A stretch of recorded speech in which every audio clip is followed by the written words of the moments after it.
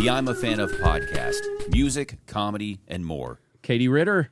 Hello. So lovely to meet you. Thank Nice you for to coming meet here. you Co-owner, is that how y'all do it? Co-owner, that's Co-owner right, of yes. Comedia. Of Comedia, Yeah, well, y'all are... I know.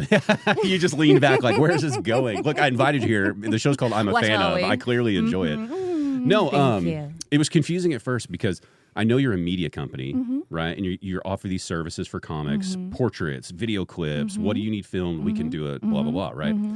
But in addition to your work looking incredible, Yeah, I thank love all the shots I see. And it's, Thank of course, you. it just happens to be of all the comics I love That we all too. So love, that helps. yeah. But no, they look incredible because I don't want to drop names, but I'm sure you see people with very good intentions who want to go take some shots at shows and they just need to practice a little more. Yeah. You know what I'm saying? I mean, it's such a specific environment Yes. that for pictures to be taken, it's so dark. The lighting is so striking on the stage. And so that is something that we emphasized super early on and continue to emphasize is that's kind of our specialty. You just said something that I've been trying to explain to people for like a couple years now. You said the lighting on stage is striking. It is. I feel like that's one of these things that none of these comedy clubs notice, right? And I don't think they intend to make it bad, right? Like, because the lighting works pretty well in person, Yeah, right? always in person. Yeah. Yeah, but you know, it's like you see people's cell phone pics or their short videos, and it's like everything's washed Everybody's out. blown out. Right, Yeah, right. Yeah. And then you start looking at the lights on the ceiling when I don't know if y'all do, but I do, and it's like you notice it's like, oh, okay, I get it here. You spent like DCC, for instance, we spent all this money on this incredible renovation, It's right? beautiful. Right? And then I don't know their lights specifically, but other facilities, it's like, okay, that looks like we found the spotlight off Amazon, which does work well for a live performance. Yeah. But you know, it's like even those LEDs are just a little different where the light hits it so harshly. Yeah. Right? And that's one of the things. It's like, I know the lighting for your comics, pictures, and clips is probably not something you think about in the budget. But it really does make a difference, you know? And it's It really like, does. it makes the stage look so different if you can find a way to put better lighting on the stage. Yeah, you know? absolutely. And so that's been such a huge part of Yeah. us at the very beginning of our business was perfecting all of that. And then we've been, even just for portraits or for doing portraits and headshots on site at clubs, we've just been investing in all of this lighting equipment just to make sure it's headliner ready, basically. They look great. Thank you. How long have you actually been a photographer? So I am not the photographer. Okay. Yeah, Dane is the photographer. Yeah. He started doing photography kind of during COVID and a couple years ago, and just he started just taking pictures. So only about 5 years in. Yeah. He's doing really well. He's doing his great. shots look incredible. Yeah, I You know what surprises know. me about his shots a lot then is for 5 years in is a lot of people lean really heavy on like a like I got comfortable with this style and this look, this editing, you know, or they over edit a certain way. And all his shots look a little different per venue, per person. Definitely. You know, I can tell he's not just going like, okay, I know this setting is pretty solid. Yeah, I love that too. Yeah, because he gets very like adventurous with it, and I'm also always like, have fun. You know, like let's get some fun. Yeah, kind of. You know, and because when he gets creative, with just you get some incredible things, incredible things. Yeah. Is it hard for? How do y'all approach it then? If he's doing photography, are you handling like more like business and outreach type stuff? Yeah, Or is that- yeah. How do y'all separate the? Yeah, the I mean, business? because it is just the two of us, myself and Dane, and you know, we both juggle quite a bunch of different roles. He does the photography, but he also does, you know, a lot of analytics and reporting.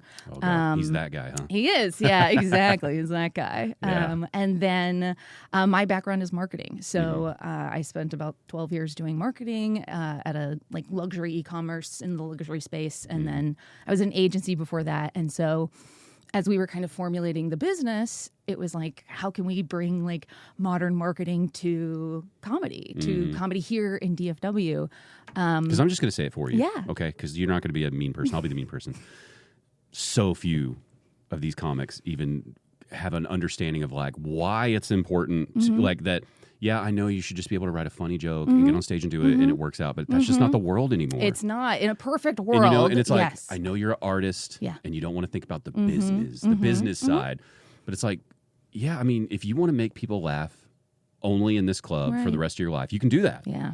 But if you really, you know, but you hear so many of them, they're like, oh, you know, I want to like grow. I want to make it big. I want to do this. It's like, you're going to have to play this game some. You're going to have to play this game a lot. Yeah. Being a comedian these days is basically being a small business yourself. Like, you have to invest in promoting yourself, becoming a brand, probably starting a podcast or a YouTube channel. Like, you have to become a content creator. Unfortunately, it can't just be about the purity of the work and the purity of the craft and writing jokes and being unbelievably funny. It's like, you have an extra grind on top of the stand-up grind now. Yeah. And so we were like, well, we know how to do this. And so let's do it and help comics in this area.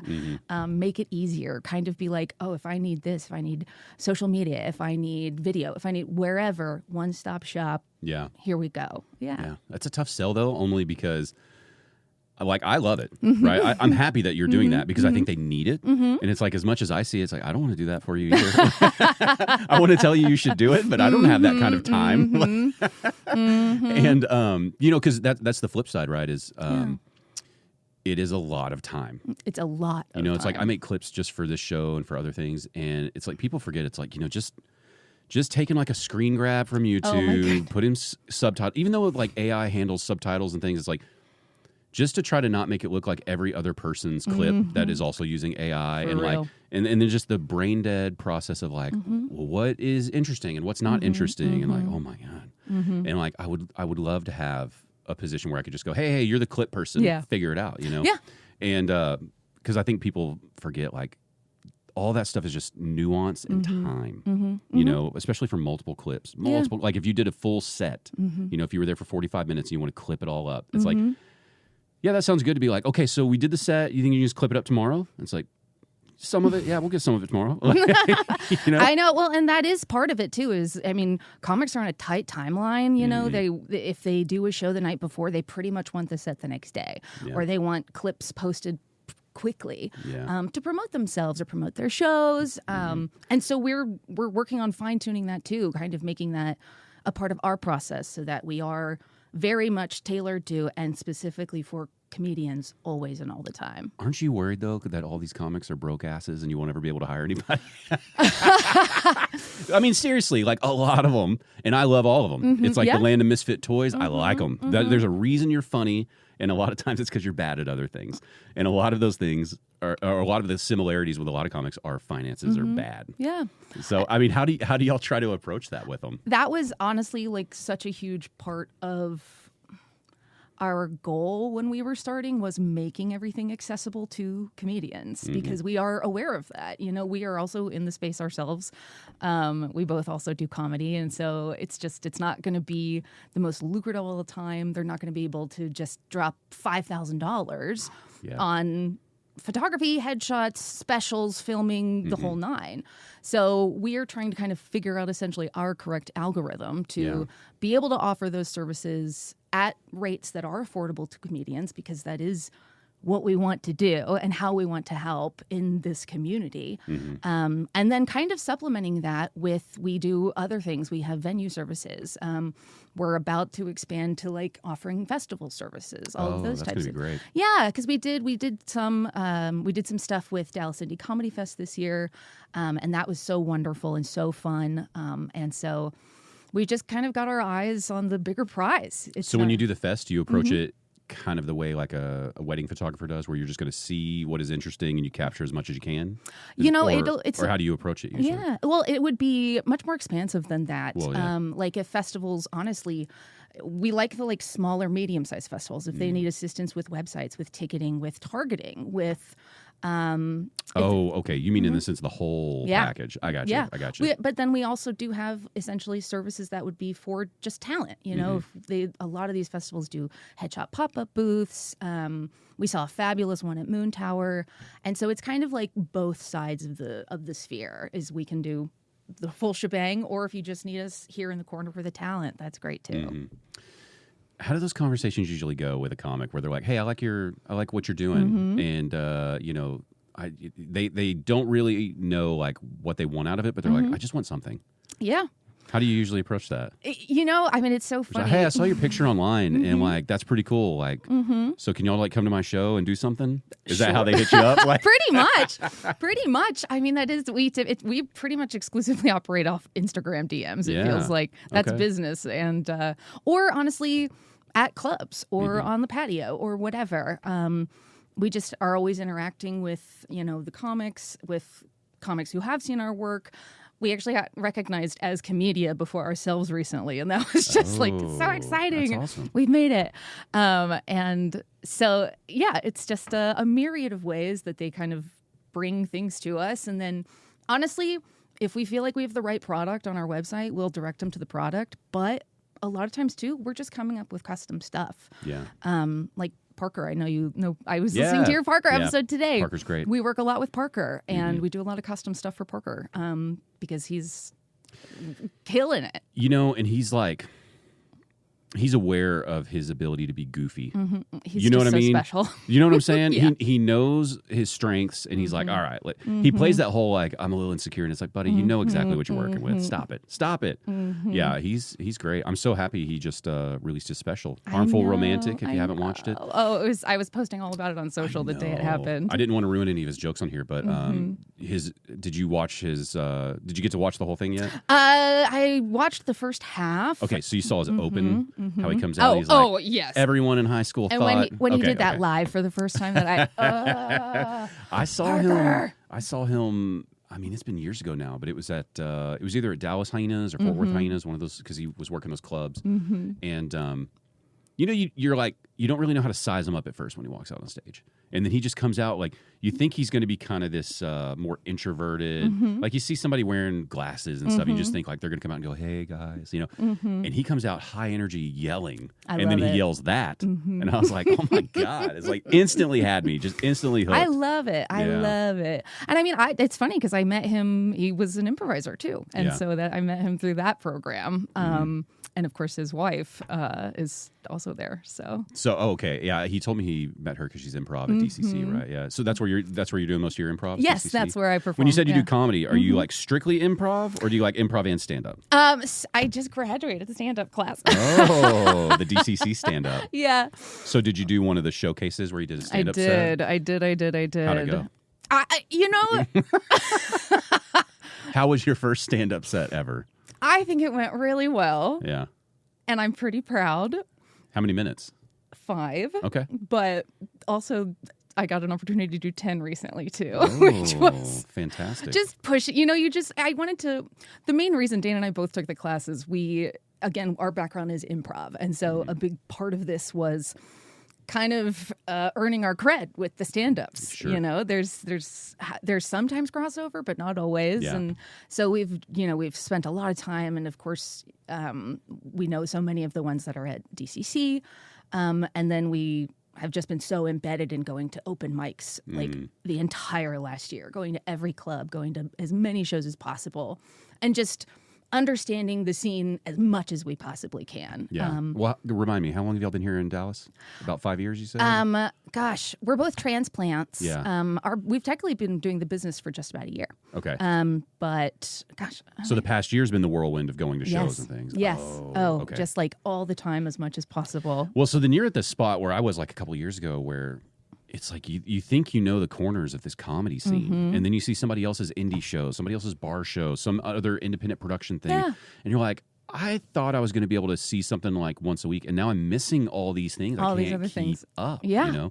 And again, that's why a company like yours kind of excites me. Is I know they try really hard to promote, but it's like look, you said your background's in marketing. It's like with like search engine optimization, algorithms that you're working against. It's like the machine's working for you or against you. Yeah. And it's almost like it wants to work against you all the time. Right. Like the amount of people that I've been connected with on social media who I've not only liked their stuff and interacted with, which you think, okay, that's going to feed the algorithm and I'll see more of their stuff. Yeah. And then however many months goes by and that company switches up how they do things. Yeah. And it's like, how have I, like I texted a guy, Scott Bedgood, today, who recently moved to Tennessee. And I was like, I haven't seen any of your stuff come through. And I hear you're doing well. And it's like, it's so frustrating that I can't just scroll and see my friends. I have to go like, let me find Scott and see what he's doing. Well, I think Instagram just implemented the new feature where you can just see friends' feeds, but it feels like we're going backwards to go original forward. Instagram? Exactly. Original, chronological, Facebook, Oh, you're giving me what we've been asking for Exactly. for a decade we're gonna now, have maybe? top 8 next. Jesus. Like, people may not agree, but MySpace was the superior social media platform. It was. For the people who never used it, it was great. You It taught saw all of your us how friends. to code. Yeah, but like, you could personalize it just enough. You saw all the people stuff that you wanted to see. There was no crazy amount of advertising. By the way, maybe the best social media owner ever, because he made it huge, sold it, made his money. Out. No one hates him. No, where even is he? He's an artist now. I don't even think he's a successful one. It's either like, I can't remember off the top of my head. He's either like a, I was going to say maybe he's a painter. I think he's a photographer. Like, you can find Tom. Just look up, I was going to say, give me a documentary about Tom. Yeah, no, look up Tom from MySpace, and he's just like taking pictures. He's and he's like, yeah, I'm that guy. Like, I think he still does the look back like profile pic that we all had. That's hilarious.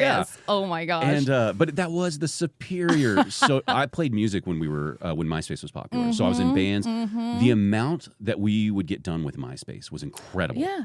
And it's like, I think that's what bums me out about social media right now is, I don't know the motivation. I know their motivation is to sell ads, and that's how they generate revenue. But it's like, you gotta dial that back to make this experience great again. To not make it so hard for an artist should be able to go, here's a great video, and I've got this many views because my followers at least saw it. Because I mean, in your marketing experience, like I'll follow someone who maybe has 200,000 followers, right, and they're great, real, whatever. Will get 1,500 likes, and you're thinking the percentage on that is horrific. How is that not at least 50,000 if they have 200,000? So like, what in your experience is wrong? What's wrong with the system? I mean, that's the thing is, everybody is always so focused on social media. I need to post on social media. I need to make content for social media. But even in the space of comedy, truly one of the best things, and to me, one of the signifiers of a pro level comic is they're collecting email addresses. It might sound old school. No, it works. But it is one of the most actionable marketing things you could possibly do, because it's right there in their inbox. They won't miss it scrolling on social media. Yeah. And so it's kind of like almost going back to basics in a way, like not just focusing on the flashy new trend, because everybody's going to be doing the flashy new trend. Yeah. Which music are we supposed to be adding? Exactly. I've never gotten with that because I'm just like, fuck it. I'm not getting involved with that. I'm going to put the song that I like. I don't care if it's worse for the algorithm. I don't care. Yeah. Like, I've gotten to where it's like, I'm going to post whatever I want. Yep. I don't give a shit. I know. Like, I'm going to try to please the algorithm god. Like, no thanks. Yeah. I know. I had drinks with a friend recently, and she's been working on growing her following, and I was like, tell me, what have you been doing? And she was like, oh, I'll just see trends and then just do that same trend. And I tried it for a day, and I was like, I hate this. I hate everything about this. I'm not authentic. Yeah. And and I get it. You're probably going to get a boost in traffic. You're probably going to get a boost in likes. But, like your friend, I'd be curious, is that really translating to followers that actually engage? Is someone, really, seeing you for what you're trying to put out there? Or is it just like, oh, another one, great, by. Yeah, right. Exactly. And Dan and I talk about that all the time, with our Instagram, for example. We could be posting just caption clips all the time or, kind of trying to grow our audience that way. But I don't want random people following us. Right. I just want comics who are invested in our work and invested in themselves and want to know what's going on with Comedia. What new product are they offering that I can utilize to grow myself as a comic? Yeah. Well, that concept of kind of the slow burn, the slow rise, organic growth. Yeah, but it's like, but even that's cringy, right? It is. I hate it all. I hate it all. I've just worked in so many. I've worked with so many musician friends. We've been in bands, and I'm more of a hustler. Yeah. So even though we did all that MySpace stuff, it's like we were in bands when we were selling CDs. So we would go to Warped Tour. Oh. right? We would follow Warped Tour around in the summer, and even though we weren't a part of it, it's like we toured with the tour, and we would be out front with CD players going like, check out our band. But we were like boots on the ground, old school marketing like that. And then when we had local shows, The good old days. I know. And then when we had local shows, what do? You go down to a place like Deep Ellum, you hand out flyers, you talk to people. Oh yeah, we're in this band. You like this kind of music? It's probably not for you. Well, Totally. wait, what is it? What is it? No, you don't want it. You're probably not into this music. Well, no, I'll check it out. Let me see. You could just engage and kind of, you could have that connection where they'd go, no, I met them down in Deep Ellum. They seemed cool. I'm going to go check them out next month. I miss old school street teams like that. Well, what was cringy though is I would love doing that. I would love it. And then the people I'd be in the band with, they're like, I don't know, man. It feels like we're spamming people, and like I just want an organic growth. And it's like, what does that mean? We're gonna play one show a week and hope all these people care. Like, no, that's that's passive marketing. Like what you're doing was correct. Like I that's loved it. I'm like, bring that back. I've seen a few people. As a matter of fact, the last time I saw it where I was like, hell yeah, where I got kind of inspired was actually at DCC. Are you familiar with a stand-up comic named Kane? Oh, yeah. Okay. Kane had a show, and it was on some horrible night. I think it might have even been a holiday. I can't remember. He was doing some small room show that he was trying. So they're like, sure, you have this night. Good luck. And Gerard Carmichael dropped in. It was that night he dropped in unannounced to work on something for whatever he's doing. And so DCC's packed, and his show's going on after Gerard. And I see him. He's up front in the bar, at the door, on the street, barking, "We got another show, free show, come on back." And then you see people turn and go, and it's like, y'all think just talking to people doesn't work. It does. It fucking works. It does. It's more like than anything. These people leaving that show who are on a comedy high, and they're like, well, where are we going to drink next? And they're like, actually, they got another thing right here. Let's just get another beer here. Totally. And they do that really well at DCC. I don't think it's a dead thing. I think people just underestimate. I think they underestimate that you can do it, first of all. And then I think, which is surprising for comics especially, I think they're embarrassed to do totally. it. Right? They It's feel salesy. It's kind of cars, in your face. But like when we were pushing those CDs on people at Warped Tour, we would move like 200 CDs a day at $10 a piece. Okay, so we're making gas money, food money. We're going across the country off of this. And that sounds super impressive until you realize there's like 20 to 25,000 people a day at a Warped Tour, right? But then you realize, okay, it's a numbers game. So I'm hitting a low percentage, but so how many no's am I getting? I'm literally getting 1,000 no's that day, because there were several of us kind of branching out. So it's like I probably said something to 1,000 people that day between the morning, midday, and night. Yeah. And, I myself probably sold, 50 CDs. And then the other guys each probably sold 30, 40, 50. And that's how we got the 200. It's like, but it worked. And in the days of MySpace, it's all that translated into like, holy shit, those people found us on MySpace. We'd go back through the town. They'd come to a show. And it was that concept of like, we're going to plant this seed now for next year. And you were the kind of bands that I liked to follow, where Oh, okay. Like, you were into that? I found them before they were big, People want that though, right? Well, the obscurity of it, like the uniqueness of it. It's all experiential. Yeah. And it's, just the, I think these entry-level comics, first year, second year, where you guys are at right now, a couple shows in, but y'all know better. I think they underestimate just that in-person, we're calling it marketing just because that's kind of your lane, but like, don't you want to kind of connect with some of these people and then see them come back to your show later? Absolutely. And it's like just chatting with them a little bit at the bar. Oh, totally, you know what I mean? Totally. And we always do that after our shows is we always try to interact with everybody who just was there. And, we're getting to the point now where we have like regulars, like they'll come see our show like multiple times. For the improv troupe? So I'm on Prime Time, What's which Prime is Time? It's like short form improv. It's kind of like Whose Line Is It Anyway? Yes. Kind of dropout-y.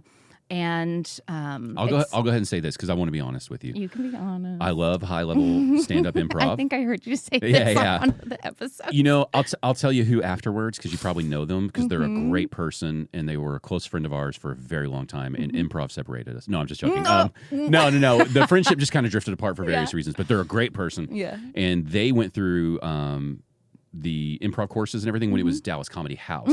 Yeah, back in the day. Yeah, back in the day. And then we were just so shocked that this person was actually going to do this because they were super creative. They loved all the like Kids in the Hall. Oh yeah, what was it? The stuff. State was that one? The State. Old school. It's right. They knew all that. And it was like just constantly this creative person, but they didn't ever do anything in that lane. Super introverted, super nervous. And then we found out like a couple years later, they're like, they're doing improv. And they got a show. It was like, what is it, like a level 1 show or something? So we watched multiple lower levels of that improv for a few years. And then when I got into this, I would go see some more. And I realized it's like, hey, I really appreciate everything that improv is, but I cannot watch much lower level improv anymore. Like, I respect that it's hard. I know you're trying your best. Yeah. But it's just... I think Jason Mantzoukas, Rafi from The League. Because his background's improv, and he has a great quote. He's like, when it's good, it's great, but when it's bad, it's the worst thing you've ever seen. Yeah, and I'm an improviser, I can say that. Yeah. But which is weird because you would think I would feel that way at a comedy open mic. I can watch horrendous stand-up comedy, and I don't know why, because it's worse than the bad improv. You know what I mean? I don't know what it is. I think deep down, I'm just a little insecure and jealous that like these improv people are so like, I hate how overly happy and positive they are. Part of me is like, what the fuck are you happy? Person to person, it's fine. But like, it's like that theater voice on stage. Yeah. You know what I'm saying? And oh yeah, you can tell. The cynic in me, just like when they're like, "Hey guys," I just would be like, "Shut up!" I know. Oh, trust me. In my stand-up one class, they were having an improv class next door, and I could just hear them like running around and screaming and like banging on the doors. And I mean, I can see how a lot of people would see that and be like, "No." Well, all the warm-ups, someone's like, "Ooh." Exactly. Like we're doing helicopters or whatever. So I don't know. Funny and weird, so but it's the best. What happens though is I'll watch a clip of it online, and I'm like, I don't think I could ever do that. And then the defense mechanism, like, fucking nerds. Yeah, exactly. And I know that's what it is. But no, I really do. And like, I know the contribution improv has made even for stand-up comedy, and like all the movies I love and all the classic shows, SNL, of course, and it's like, I understand. It's like, I love, Will Ferrell. Okay, well, there we go. Yeah. Well, and honestly, in my opinion, I think some of the best comics, like, on our scene are people who have also taken improv. Yeah. I think most of the best comics right now touring also took improv. Yeah, there's something you said about that, of just the life skill. It gets you out of your head. Yeah. I think if you're going to be doing crowd work, I don't know, that's what it is. It's completely improvised. And I just, it really, and it gets you moving, like I think our scene is very classic comedy, like kind of more still storytelling style. And so the comics who do improv, Parker, great example. He adds a lot of physicality. And so I'm always encouraging everybody to try everything, like flex your skills, do sketch. That's great for your writing. Yeah. Do storytelling. That's great for your stand-up. I mean, it all kind of interconnects. It's all different Hogwarts houses and yeah. You talked about just this scene, and it's morphing in very different ways. And it's like I don't know where it's going. I'm here for the ride, but I love it. I don't think it knows what it wants to be right now, because we just have this blend of new, old, which you always have. But comedy in general has blown up so much across the world, and then Dallas is just it's already a more it's a bigger comedy city than people realize because of all the access to clubs we have, of course. But there's also all these people who are jumping into it. Like, well, you're there. You see the classes growing all the time. Absolutely. Yeah, absolutely. And I mean, I love that I am seeing a lot of crossover too. I'm seeing a lot of like indie pop-up shows and a bunch of like alternative comics. Clowning is really popular right now. It is. It's like in vogue. When are we going to get a new ventriloquist? I know. Yeah, for real. I mean, really. Bring it back. Because what's his name? Was that Jeff Dunham? Jeff Dunham. Right? Yeah, I think so. Yeah. It's like, it's kind of crazy to think how big his career is off of crazy. ventriloquism. And like, props to him. No disrespect. You're like, totally. I've laughed at his material, but like, the puppets, you're like, what is this hokey shit? Yeah. And then you watch it and you're like, it's pretty funny though. It's pretty funny. And just, the rough time someone would have right now if they walked in with a ventriloquist dummy at like an open mic.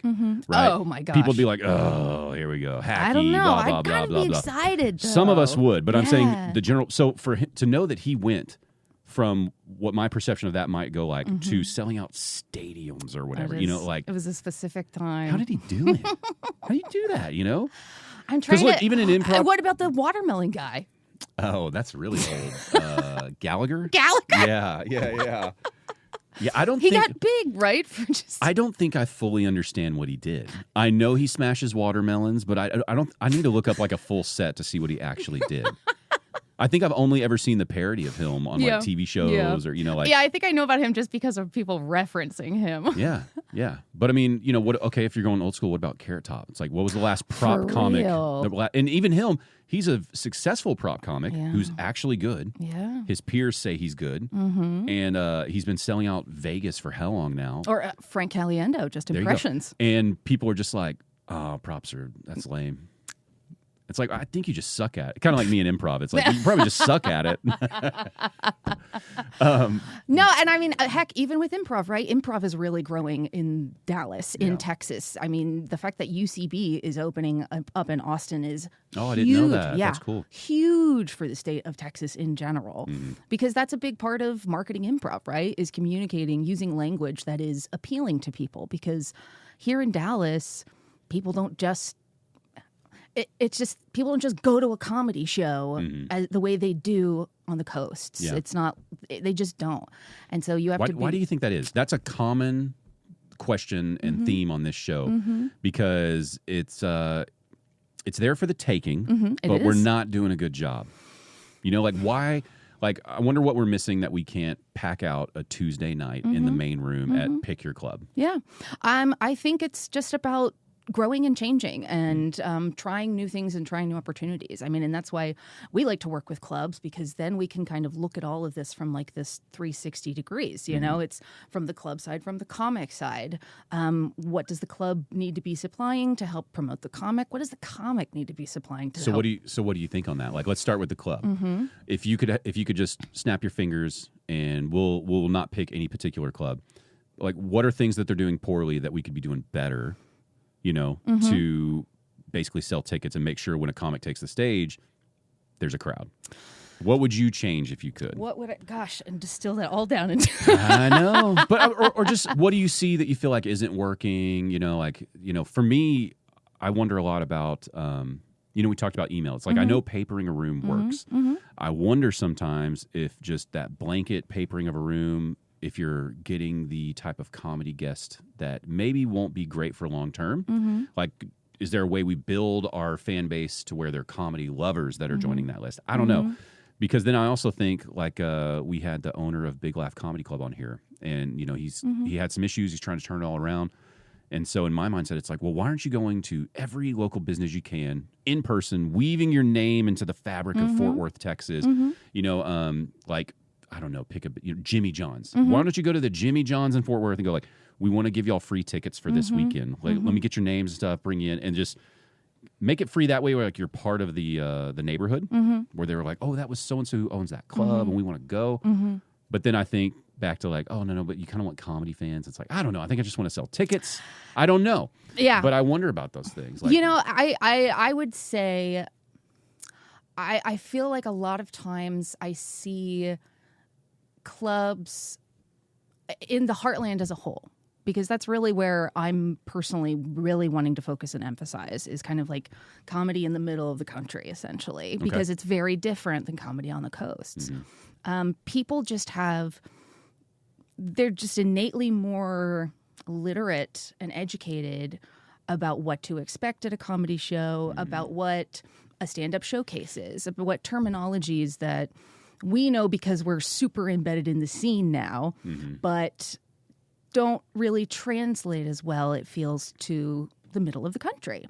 And so, I mean, even terms like long-form improv, short-form improv, even people in comedy don't always know the difference between those two things. So some people don't know what roast battle means. Some people don't know what those things are. So it's finding ways to communicate an experience rather than seeing a lineup of names that don't really tell me, the consumer, anything. I don't recognize these names. what kind of comedy is this going to be? What kind of night am I going to have? It's kind of, in Texas, it's going to be about food and beverage. It's going to be about date night. It's going to be about millennials and Gen Z. Everybody wants an experience. Where can I take a selfie? Where can I hang out? How can I have a good night, good vibes, something that experience. That's all I can say. You know, that's a good point, because when you were talking about what to expect, I was thinking back to my first comedy experience ever, you know, going to watch it. And I think it was a friend of mine who invited me. They're like, yeah, we're going to go watch a comedy club or a comedy show. And I was like, all right. And it hit that moment because, you know, I'm used to seeing something like, I don't know, probably like Seinfeld. And it's like, well, it's a club. It's like, is there like a dress code? Like, what is this like, you know? And then, of course, everyone's fear of like, am I going to have to interact with this person? And, you know, all those things you don't know. That's an interesting point. I haven't thought about that. Of a lot of the reason there's a barrier is people don't, I always think they don't know it's an option. Right. But it might even be they don't know what to expect, so why would it be an option? Yeah, exactly. Well, and yeah. Yeah, so to your point, if you're going to start working with clubs, then they could have marketing campaigns that, one, introduce themselves as owners of the venue to their community.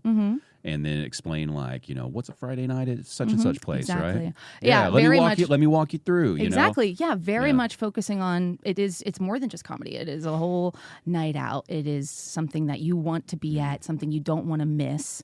And just, I mean, we're fighting against every other late night possibility. Little things there. too, like we'll pick on DCC just because you work with them there, right? And but it's like little things like DCC. If I were to tell a friend, oh, go check out this comedy club down in Deep Elm. It's like instantly you're getting like, is it safe? Where do I park? Oh my God, is it going to be expensive just to get in there? And like, which door do I go in? So those little things of like, yeah, come see a show. Most people park here, do this, blah, blah, blah. Absolutely. Like answering those questions. That's an absolutely. I never thought about it that way. It is making it as easy and simple and accessible. And yeah, absolutely. I will say none of our clubs here do that. None of them do that. That's why I'm saying we're doing modern marketing. Well, I hope so. I mean, and I don't mean to sound negative. It's just like, I don't know that, again, you're caught up in booking. You're caught up in making sure the shows are running. Do we have staff paying the bills? God, I don't know what a mortgage is like on a space like DCC. You know, like, I don't know what the lease is there. But yeah, it's just an afterthought of like, oh, yeah, we got to make these things so people know who we are and what we do. I bet they're just not even thinking about that aspect of that being a possibility. And I can see why. You got a million things on your plate, you know? Right. Well, but then, I mean, you have places kind of like, you know, Rose City, which is kind of in the middle of nowhere, and they've like... So the only reason I said none of them are doing it right is because Rose City's technically not in DFW. I know. But that's what I'm saying, though, is they've figured out kind of the algorithm. Have you got to meet that guy yet? No. Christopher? No. Get yourself out to a show, watch a show, say it's hi. on the list for sure. It's worth the drive. You know, pick somebody. Just pick a big name that you know you're going to like, right? But the Tyler comics as well are a fun watch. But I think if somebody's going to make the drive from here, it's like definitely go check out a big name first, and then if you love it, go back out for some of the smaller shows too. But you know, he's been in. We're trying to work out a date for an interview because he's not going to be able to come out here, so I'm going to have to go take the show to him. But I think he had 3 spaces. This is the 3rd space that he's been in. And I went to the second one, and then I've been to the current one now. And watching what he's done with very little, you know, like I was shitting on the Amazon lights earlier in comedy clubs. He found a way to make like Amazon spotlights work. Like he was like putting them further back, making sure things are focused correctly. And it's like, you know, he had like a palette background on his stage. He had Amazon lighting, but then he invested money in like a good sound system. And it's like, okay, all right. And a lot of it was like when we walked into the front door, me and my buddy, his previous venue it probably held like 50, maybe. It was tight. And it was BYOB, no liquor license or anything. But like when you walked in, it's like he's there at the door, he's the owner, and he's like, oh, hi, nice to meet you. It was like a very personal kind of concierge touch to this club. And when I heard he was opening up that big venue so soon, I was like, oh my God, this guy's like really hustling. Yeah. But his social media, all the things he's doing, I've only heard impressed. Good things. Well, and have you seen some of the names he's bringing out to Tyler? It's unbelievable. It's so unbelievable. It's like you don't get that way by not honing in that stuff. But his marketing was good even at his previous venue. The first one was probably terrible. I never heard anything about the first one. But the second one, I would see his shows pop up so much. So I don't know. I'll have to ask him about that, kind of his philosophy on it. Yeah. But no one in DFW is doing it like that. Well, and what I like to focus on and have been emphasizing is just kind of educating your audiences. You know, you have this new, random person who was a friend of a friend who came to the show, and now you have their email address or their Instagram bot name. Now what do? Do you just send them everything? They're not going to know.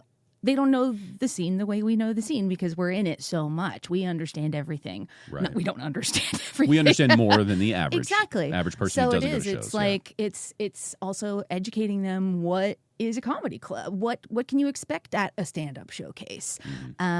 What can you expect at a late night show? What do terms like blue mean? What does having Just for Laughs as a logo on somebody's poster? Yeah. Why do I care if this person was on why does it late matter? night? Exactly. Yeah. Why do I care? Exactly. Why do I care that they were on late night? And Which seems like we get that. It's like, feels well, that intuitive. means that they're successful if they made it. But other people are like, I don't care about those shows. Yeah. I don't care about these things. That's not important to Well, me. and then on there's that. 5-6 other clubs or 2 other clubs in the same place with other names with credits that are similar. Yeah. And so it's almost like finding it, in my mind, it's so much about language. It is how do you promote this comic in a way that makes me want to see them? And it's not just going to be a headshot and credit. It's going to be what's their style, who are they similar to, who are their influences, and that's what's going to drive me. I don't know Paul Stevens or whatever, but I do know Bill Burr. And so if you tell me, oh, this guy, is inspired by Bill Burr for fans of Bill Burr, now you have me. So a lot of it is just educating audiences. Yeah. So on the flip side, we're talking about venue responsibilities. Now the fun part is all these comics who think like the venue should bring the crowd, right? It is truly But like, what have you seen where if you were going to encourage comics to make changes, what would be some changes that comics should be making if they want to pull their weight with the venue, sell some tickets, build a fan base? Yeah, I mean... Because truthfully, if there's 7 comics on a show, how many people do you think fit in that small room in DCC? I believe it is 70. I believe it's 70, okay. Yes. So if we got a showcase-style small room, which happens a lot, and it's not like 10 o'clock on Monday night, right? They have like Thursday shows where I'll go in there and, I don't know who, I'm not saying it's anyone's fault, but it's like you'll go to some of those shows and for who knows what reason, there's, 5 people. And you're sitting there thinking, it's like, man, the 7 of you on this show couldn't find 4 people each, 5 people each, 10 people. 10 people would be a sold out room if you could each get 10 people. And, so like, what do you think are some things they need to be doing? Yeah. To bring, like a small goal of like, I want to bring 10 people to my show. Yeah. I mean, I think any of us who are performers, like, first of all, if you start having so many shows, I mean, I feel like I probably do maybe 8 shows a month, and you just can't keep inviting people. And I mean, stand-ups, they're doing even more shows than that. And so so typically they'll kind of save them for like special shows, like their invites. But I mean, if I were a stand-up, because it goes back to like now we're putting it all back on the club. It's both, and that's what I'm saying. Is it is a what's the term? Parker, he was saying the same thing. I was like, he's a great example, right? And he had a good explanation of like, well, if I'm a host or a feature, he's like the headliner's pulling a door deal, and if I bring 20 people, I'm not really getting any of that. And I'm making it sound like he's a greedy little pig. That's not the way he said it. No, yeah. But it was like, well, that does make sense. Like if you can get paid on a bar show, it's better to invite them to that. But I think about these smaller rooms. It's like, Hyenas has the Red Room, DCC has their small room. I think Comedy Arena does like downstairs stuff and so on. And it's like, well, you got to bring people to those shows. So let's forget, okay, I'm doing 8 shows a month. Let's just say we got a big show coming up. This is the one I want to bring people to. What do you think we do? Yeah. If they came to Comedia and were like, exactly, we want to hire you to get 10 people here. Exactly. I mean, it's an additional hustle as a showrunner, basically. I do think a big responsibility is on the showrunner. I think that's part of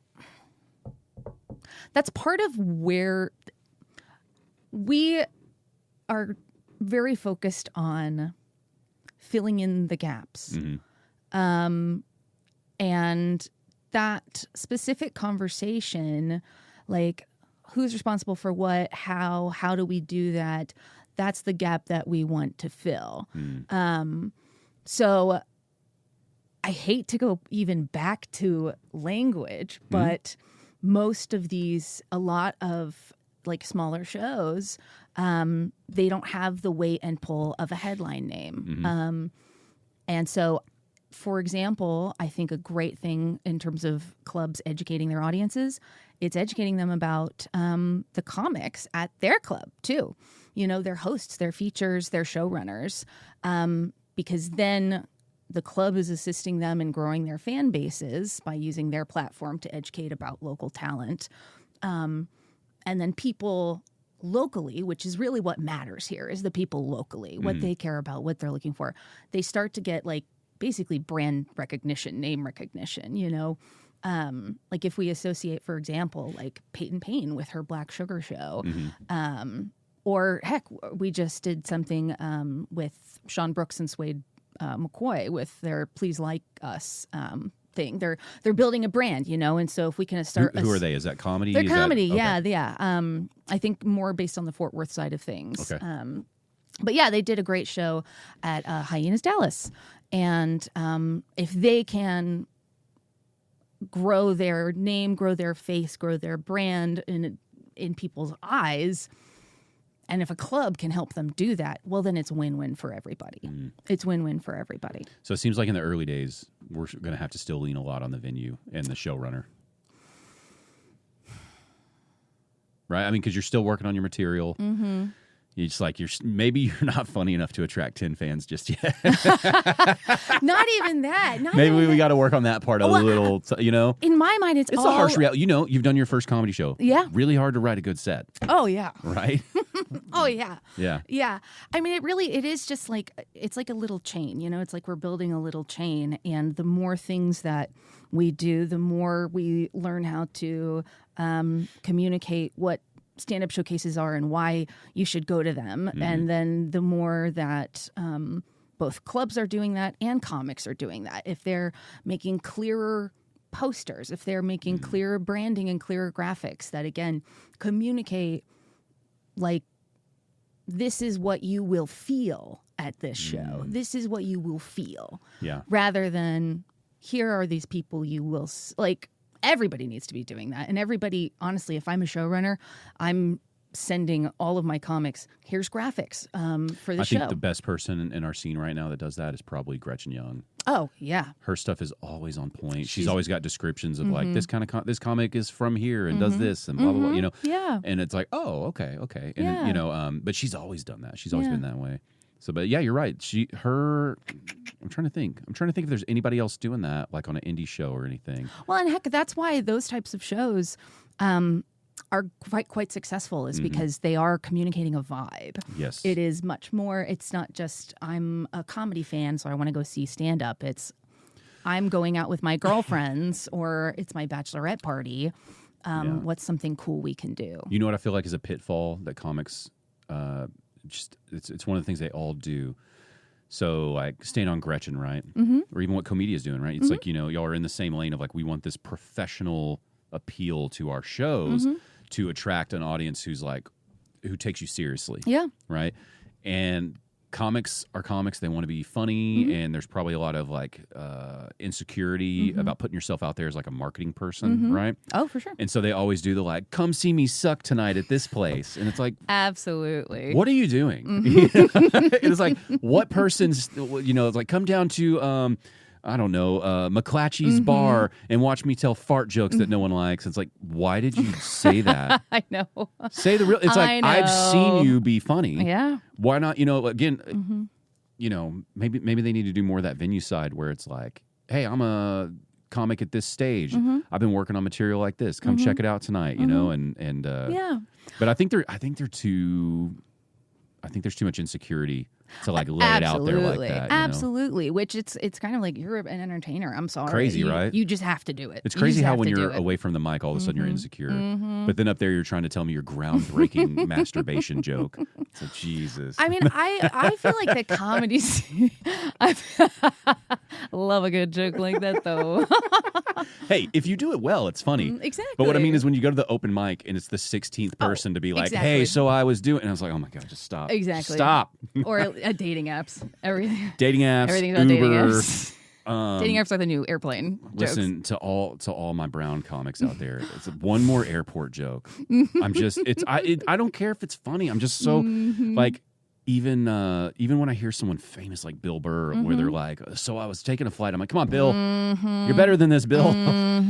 Yeah, or set up. I was in a car accident the other day. I've heard that as a setup so many times. Yeah, it's just I get why it's easy. It's like you think it's weird, but it's like all of you have so much more depth to you. Tell me the thing I want to know. Tell me the thing I want to know about you. You know? Well, and I make me do a double take. You know, like do something that I haven't seen. Yeah. Do something exciting or tell me something new. I mean, I will say, do you know Pete Young? Yes. I love watching him perform. Because I wasn't going to bring up his name. When you were talking about showrunners and like, you know, immediately Pete comes to mind. Pete is one of my favorites, and I wonder if Pete is just misunderstood always. Because when you talk to Pete, fascinating guy, love him, and then when you watch his stand-up, like his premises are so unique. He's so, because it's just his intelligence and I don't even know how to describe. There's a vibe to Pete that is difficult to describe, and the premises are so unique because of that. So, what is his show? Dark Horse, Dark Nights. Dark Nights. Yeah. His dark humor show, and it's like this is a really great show, and I don't know that he's tapped in on how to market it. I love his style. He really and he has this like booming voice, and I'm just like, tell me comedy. I love it. He's very self-aware. Yeah, he's very intelligent, and the way he can just like write, like I can't even do what he absolutely can do. One of my favorites. Same. And I can't remember how long he's been doing it, but it's like I'm just waiting for him to like catch a stride, catch his crowd, or this. You know, it's like so much of this is just your moment and kind of luck, and I'm hoping all this is just Pete slowly refining. So when that opportunity comes, he's just, but yeah, absolutely one of my favorites. And I think about his show. He has such a distinct voice and such a distinct viewpoint. Well, but even that show, it's like I've watched him get comics who are not dark humor comics. You know, like somebody who's just a very uppy, positive person, and then they have to come in and say some horrible things for this dark comedy show.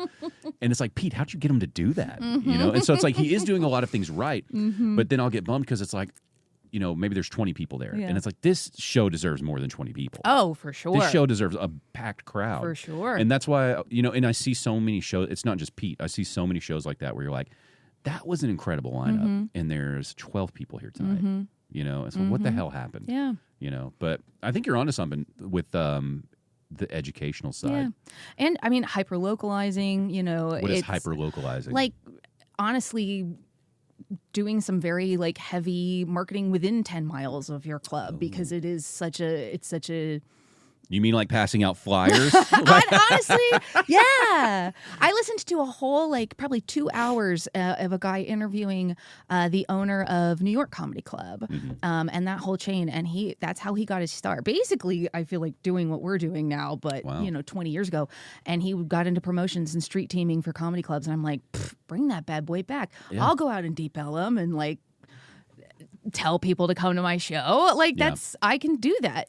I just had this, he's from this area, he's a filmmaker, Julian, and his episode will be released this week. So by the time this recording comes out, it's already out. But he is like very early 20s. And so we were talking to him because he had this fun indie film where he had a bunch of moments. It was kind of a documentary style, and he had some scripted parts just to make sure the moments he wanted were in there. But it was about his life from like post-high school, his early 20s, growth, all that artsy phase we've all been through where you're like, what am I doing? It's also, But I was telling him that the shocking thing for me was as a millennial, I'm being told that Gen Z is all stuck on their phone and like they don't interact, they don't go out, blah, blah, blah.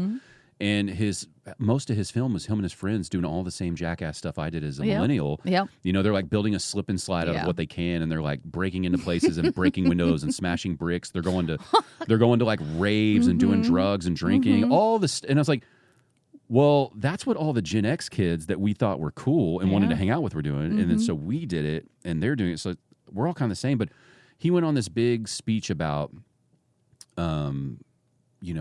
him personally, and he thinks his friends, they're all looking for those tangible moments again. And, I really liked talking to him because he has this younger viewpoint. Because I'm thinking, it's like, well, what do y'all even want? What do you want some old fuck like me to do for you to get you to come out to a comedy show, And he was just talking about, they want these moments, they want these tangible things. So it's like, okay, well, that's totally different than what people have been telling you about your generation. And so it's like, well, maybe, you do need to start mixing in some of that, like, hey, we're just going to go talk to people again. Yeah. I say bring it back. Yeah. I say I bring think it it would back. work. That's his generation, and he's telling me that's what they want, and he was talking about how he wanted more physical videos. And it's like, you mean like a DVD or VHS? No, it's coming back. It's coming back. I know. It's crazy. And so I think you're onto something. It's like, have your online presence so that people can find things and go, but like, go meet them, go talk to them, Yeah, absolutely. In general, too. I mean, that's my favorite thing about the entire scene is it is such a community in a way. It's like a small community. That's so improv of you. I know. No, it is, though. It really is. It really is. I'm just being an asshole. It really is a good comedy community. But that's what makes my heart feel so big, Like I love, and I think most comics, it is like a lone wolf sport, but you can't tell me you don't want to show up to the club and see who knows your name. Like, you do. I think there's some of them who, what did you say earlier? Like, we still have kind of like an old formula or old style or something. I can't remember how you phrase it. Very classic. Yeah. And because I do see some of those where it's like, they're stuck in that era where like the comic was like a little mysterious and cool. And it's like, hey, you gonna be here later? Maybe. Maybe. Throws on their leather jacket, pops the collar. I'll see you when I see you. Yeah. And I mean, it's still there. They're cool. I get it. They're cool. Yeah, but it's also cool to meet, like one of the things I do really enjoy about DCC is they're getting a lot of these mid-level famous headliners where they're very well known, but they're not household names. They're professionals like Erica Rhodes. That's great, Oh, yeah, right? yeah. And it's like, oh, so you mean I might have a chance to like say hi and chat with Erica Rhodes for a minute at this club? That's incredible. Yeah. People want that experience still. Like if Erica Rhodes was just like, I mean, I'm around. I'd be like, well, fuck you. Yeah. No.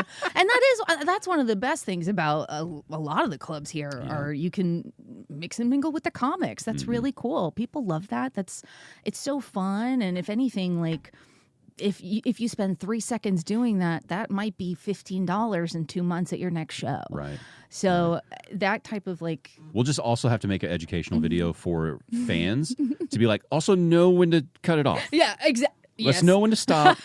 Yes. They don't need to talk to you for 25 minutes. Okay, let's do a hello. We love this. Take a picture. True. Oh, we're from here too. True. I also like cows. I don't know. Yeah, but I mean, and you can always tell like that's an improviser, that's a stand-up. You can just tell it's different people.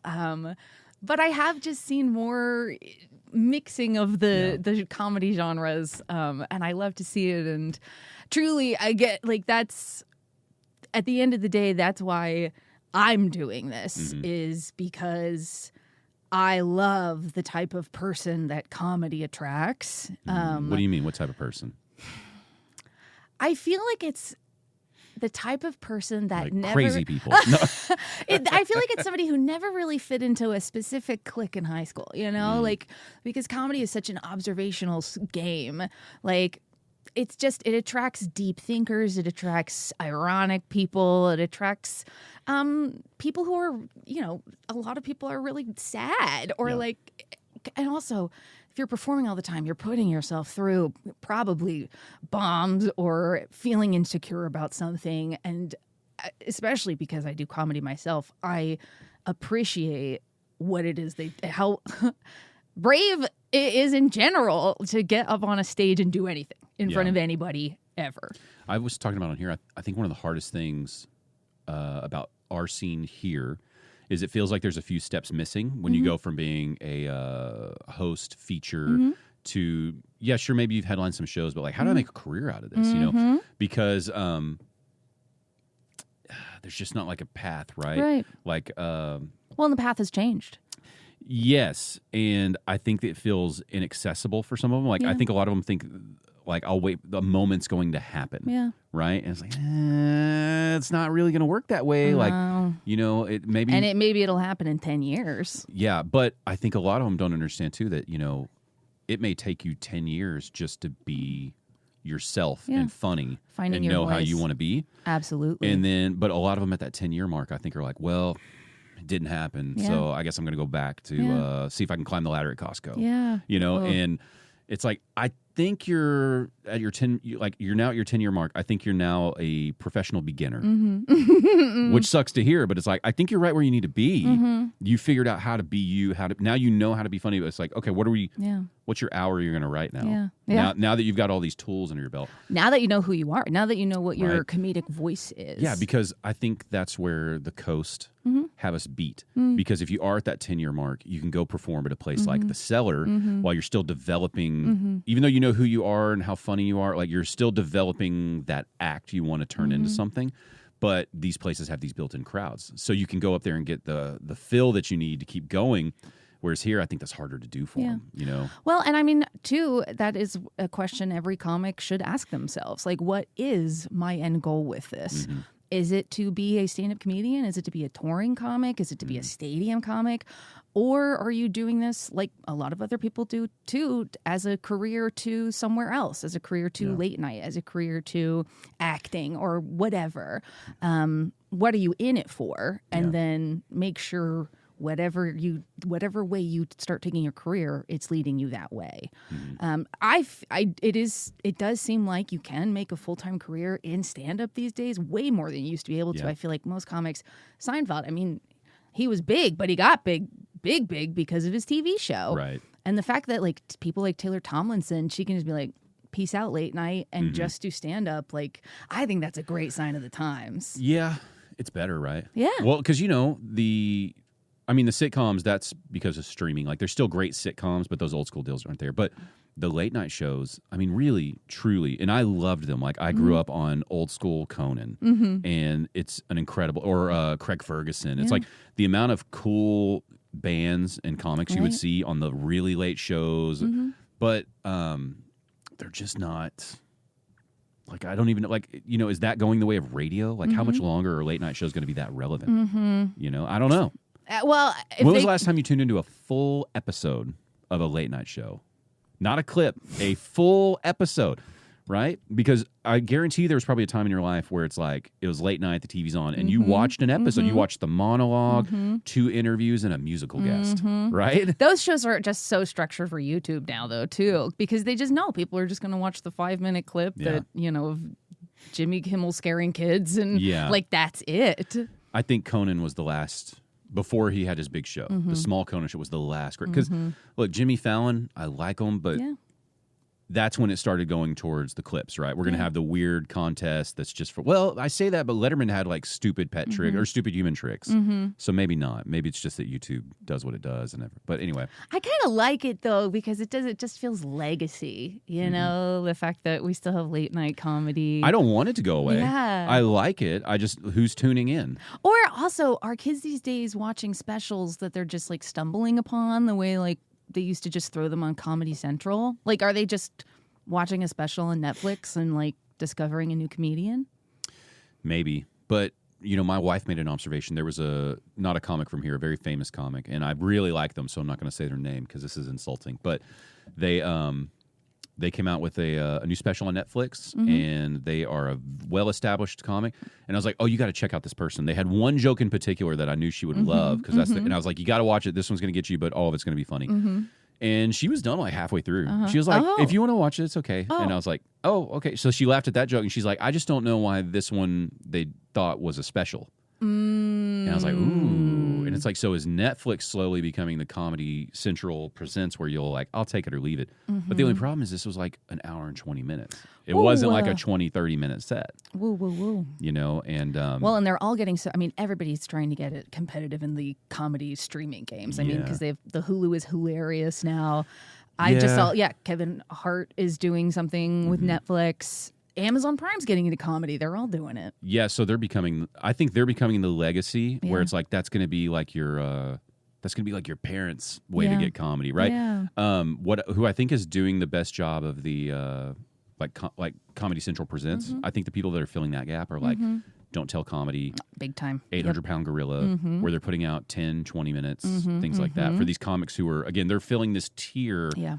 You know, like that's where I found out about like Catherine Blanford before she became much bigger. It was her Don't Tell, and it's like it's hilarious. Yeah. It was probably 15 minutes. Yeah, definitely. Right? Well, and I mean, but they film it in a modern way. It's got a modern vibe. It's not the traditional stand-ups formula with like the lighting and the stage. Exactly. Right. And you love to see that. And I mean, I think what on your episode with Gretchen Young, she was talking about a middle class of comedy, basically. And that's what I hope we're at this point where that can happen. I kind of feel like comedy is where like music was like 30-ish years ago. I love that you said that because when my wife was kind of over this comedy special, I was talking to her about it. I thought about it for a couple days, and I was like, it feels like country music, like Waylon Jennings and Willie Nelson. It's like they have these big records that people know. But if you go back to I guess probably the 60s, they would pump out like 2 or 3 records a year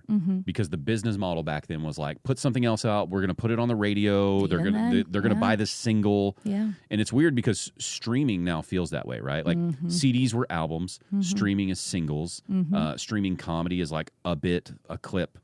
And I was telling her, like, I think they're throwing out specials at volume, because you know it's kind of the way music was doing it, where it's like, put 3 records out this year. Okay, I'll put 3 comedy specials in 3 years.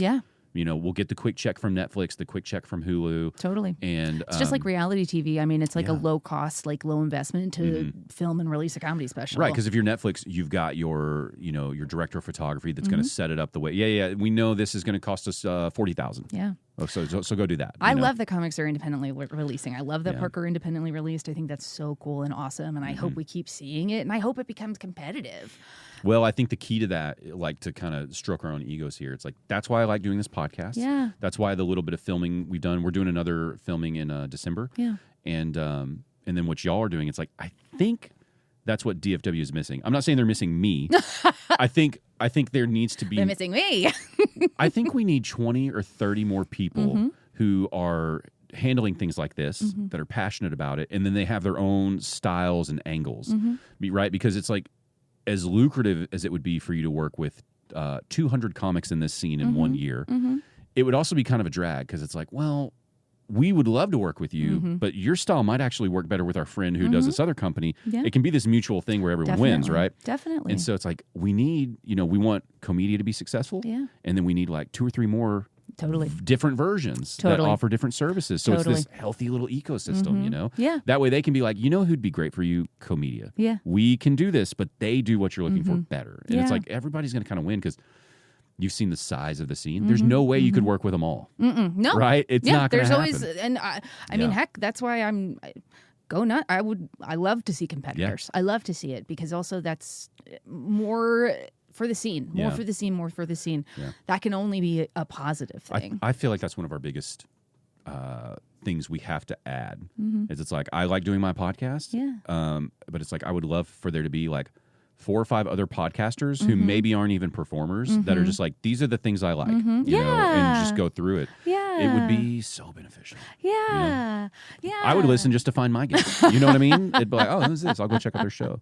Yeah. Well, and because I like when we were starting our agency, a lot of models that we looked at, because we couldn't find anything that was modeled the way we've been modeling our business. Like there's some businesses that do some of these things, but at the end of the day, there is no like specific niche comedy marketing agency. Yeah, it seems like it's more like what I'll run into is I'll try to talk to photographers or videographers. Like the event we have coming up, it's like I'm just reaching out to these videographers directly. They know how to, like, they kind of understand what comedy is, but they don't really understand what I'm asking them to do. You know, and so it's like there's this weird education process, and then they really don't know how to price it. And you know, so they're thinking like, well, okay, so do I price it like a wedding? And it's like, no, because this is going to be like a 3-hour thing for you, and it's not, you know.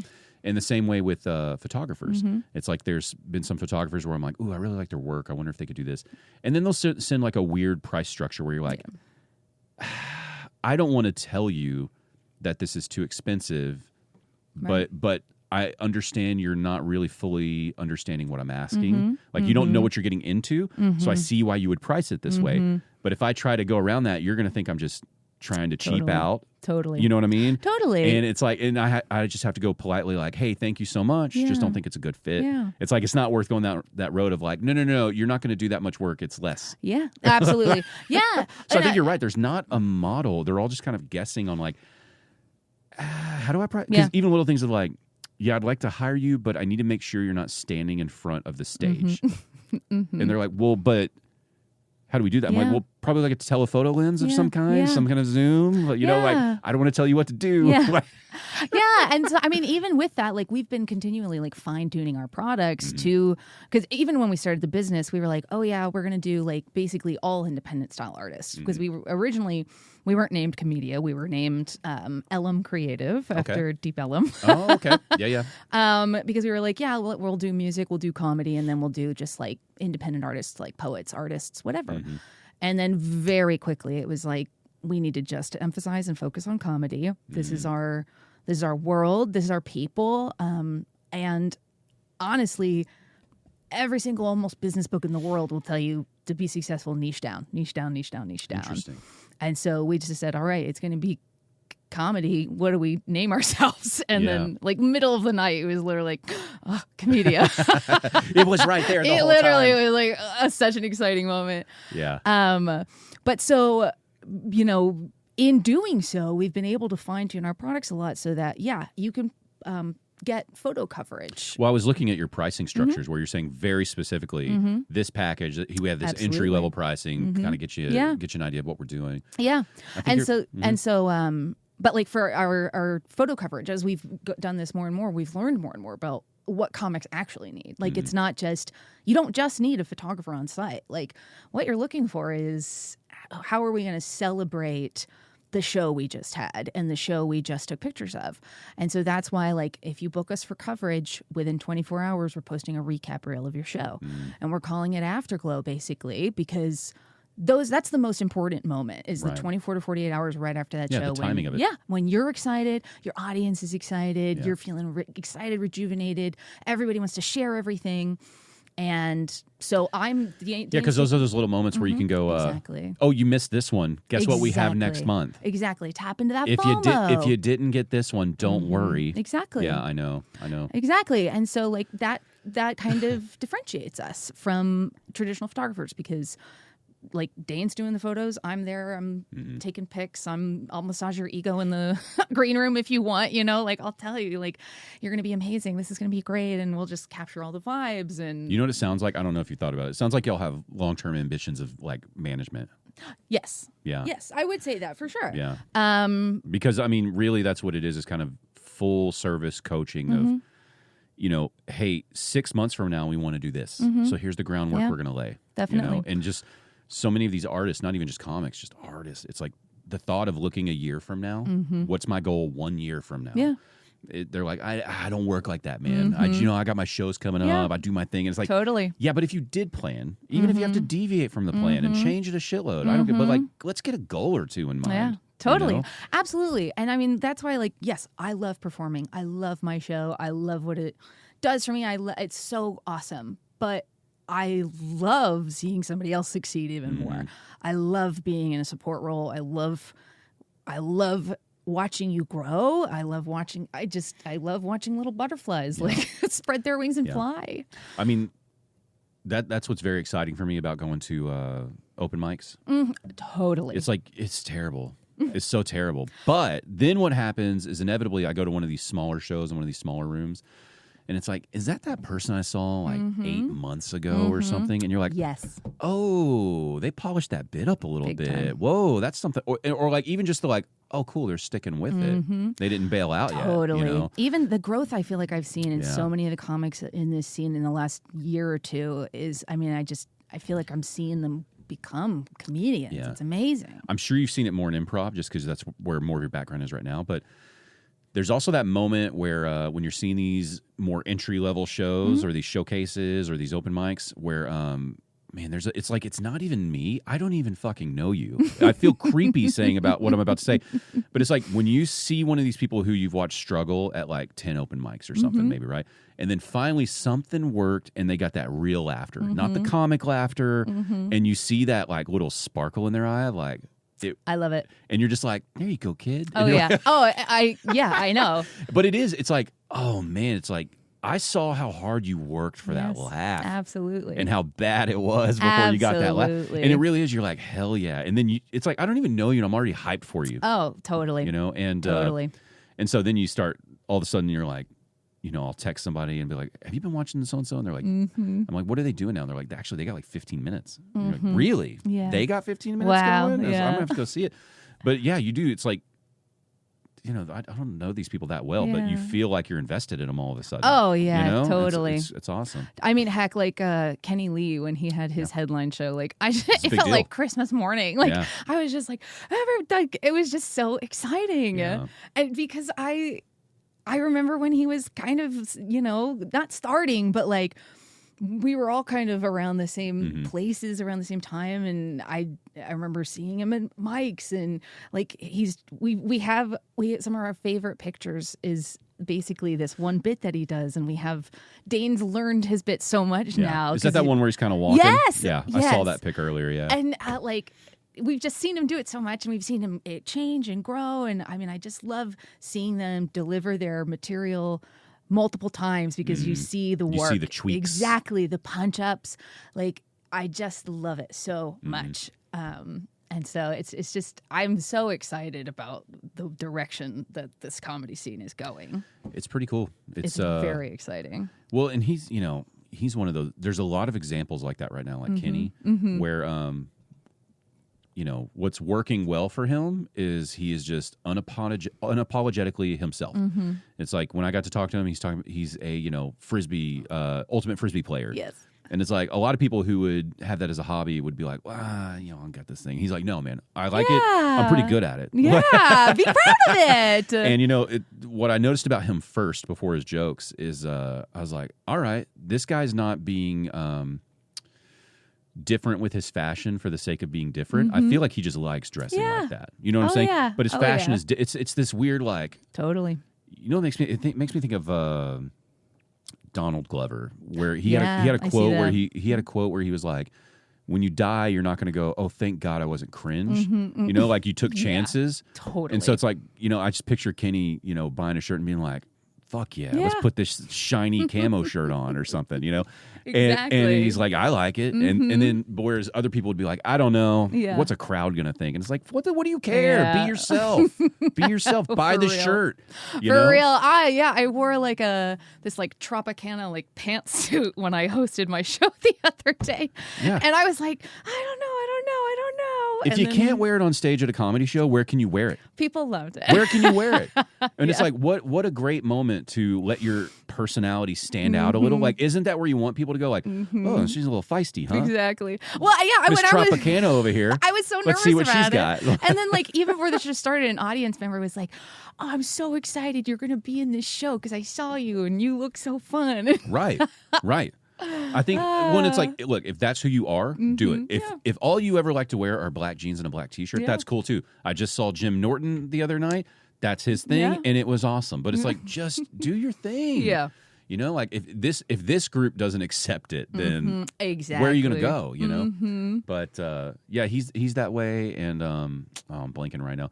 Kane's very similar too, right? Yeah. It's like he's got this hip hop throwback vibe to him, and I'm like, hell yeah, man, let's do that. Yeah. But, yeah, and I'm not going to go down that list of people. I know. but you know what I mean. It's like Yeah. I feel like we're getting some unique individuals who aren't trying to be like, I'm so unique. And it's like, thank God, just do your thing, you know? Yeah.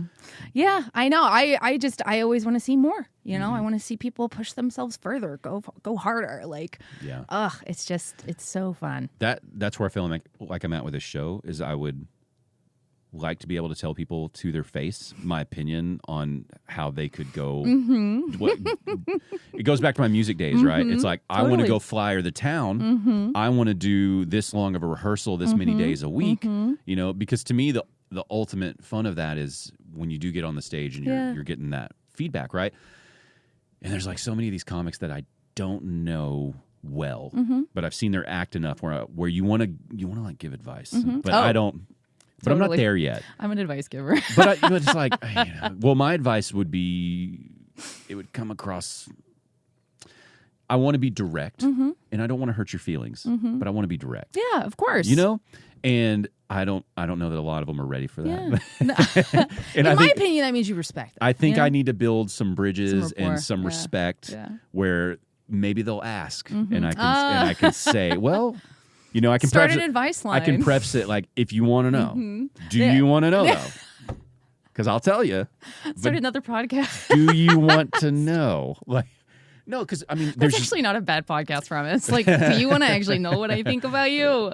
Yeah, because it would never be negative, right? It would always be constructive. Yeah, for sure. You know, but like, there are several people in this scene who are more veteran that lean on an old act, and the act's funny, it's polished. But it goes back to like, man, look, you are a much deeper person than this, and I want to know so much more. And like, how many years are you going to waste on this act? Yeah, when you've already perfected it, it's there, it's in the bag. Leave it alone. Let's do the next one. Yeah, like at your phase, you're capable of writing 30 minutes a year, no problem, probably more. And you know, like let's go. Like, then I get hyped, and I'm like, we could do this, we could do that, and you know, I mean, and truly, but they don't. It's like that artist mentality. It's like you can't hit them that hard. Yeah. My art. You gotta ease them in. Be like, you think the old stuff's bad? That's not what I said. But I mean, come on, you look at Josh Johnson, right? And he's just putting out new material. Why is he as big as he is? New material. Well, and like he's a material machine. Like you were talking about earlier, how much it's changed. It's like, look, do you want to be a comic in the modern times that can keep up with the pace? Like, the best comics now, whether you like it or not, are people who can write at least 1 hour every 2 years. Yeah. Right? If it's taking you 5 years to write that hour, the only good excuse for that, and I'm talking about people who are well established. Like, I'm talking about a Bill Burr level comic, right? The only reason Bill Burr should be taking 5 years to write something if it's just going to be like the masterpiece of comedy that we never that we were just like, oh my God, I will never experience comedy like that again. And how often does that come along? You know, I think it only happens in the, like, people will point to like Eddie Murphy's old special or something. It's like it's that class of people that did that now. And or people are looking for something different. I mean, that's why, I mean, a lot of the stand-ups getting big on the coast are like, that's why crowd work got big, you know, like it's something new. It stands out. Or the guy who like does music, like remixes what the audience says and like, what's his name? He's literally walking around with auto-tune on the microphone, right? And he's like interacting. God, I wish I could think of his name. Like, I watched so much of his. So funny, but very different, avant-garde. But my first reaction to that, right? That's where I always got to check my snobby little ego.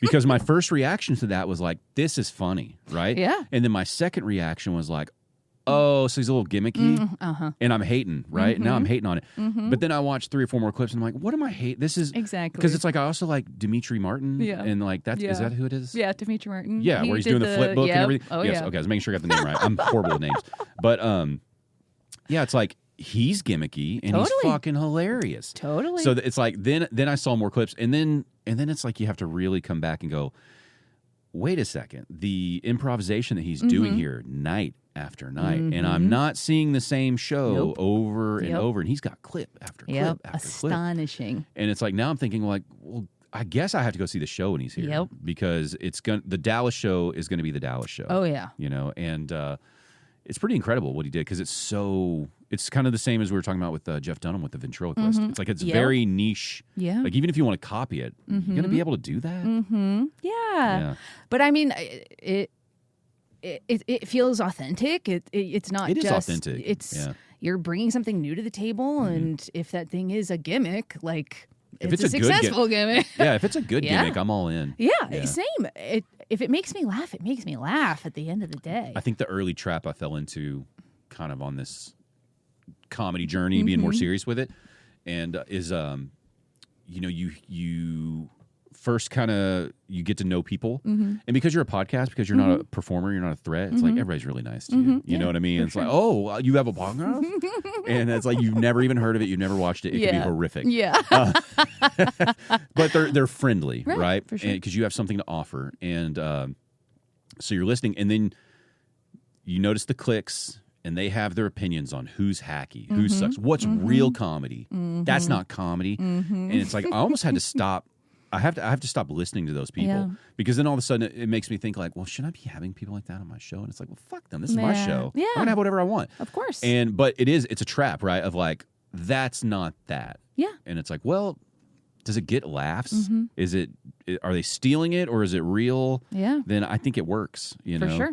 But it was like an ego check. Probably like 2 years in, Yeah. I had to start thinking about like, oh man, I'm being real harsh on this Yeah. for no reason. For no reason. For no reason. I mean, we millennials are just like we want to have like our like, but my taste is better.